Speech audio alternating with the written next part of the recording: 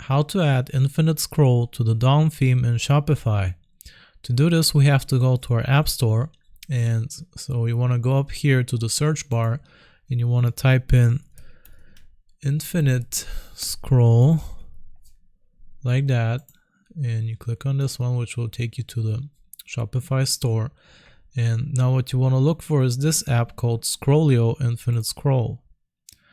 I have it already installed. You can also watch the video here. The developer has made very clear instructions how to use it. So just install the app. In my case, I'm just going to open it because I've already downloaded it. And once it loads in a new page, all you have to do is click enable here, this red button, and that's it. Now when you go back to your online store and you look at all your items and you try to scroll down, instead of getting to choose a page for a different page for all the different pages with products, it will just infinitely scroll through them like is described in his video. So that's how you add infinite scroll to the DOM theme in Shopify. I hope this was useful. Remember to like and sub, and I'll see you next time.